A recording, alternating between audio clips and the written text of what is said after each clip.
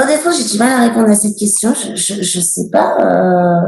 Je sais pas si c'est plus émotionnel le podcast que la vidéo. Enfin, Ça laisse peut-être plus de place à l'imaginaire, non? ouais, voilà, ouais, il y a peut-être ça. Je pense que ça correspond mieux aujourd'hui à notre vie, quoi. On a tous le temps dans le métro, dans le machin, d'écouter un podcast ou de faire la cuisine. Enfin, c'est plus facile de faire ça en même temps que d'autres choses. Et je pense qu'aujourd'hui, on ne sait pas faire une chose à la fois.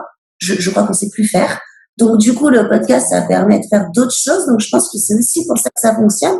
Honnêtement, je sais pas trop, quoi répondre au niveau du côté émotionnel. Guillaume, je sais pas si toi, Je t'avoue que je suis pareil, pas un expert sur le sujet. Je vois les chiffres du podcast et je suis impressionné. Je pense en effet que on est une génération. Moi, je le vois quand je regarde des vidéos YouTube. En fait, je regarde pas des vidéos YouTube, j'écoute des vidéos YouTube.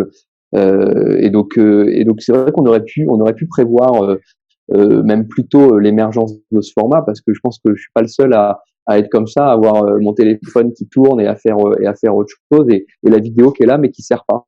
C'est le cas sur plein de thématiques où la vidéo n'apporte pas beaucoup de choses de plus que ce qu'on entend.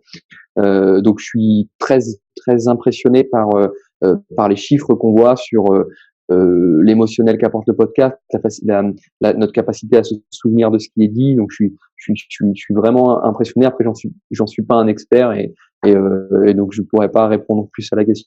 En tout cas, ce qu'il y a de sûr, c'est que le podcast a du mal à rentrer dans les stratégies d'influence parce qu'on sait pas C'est vrai.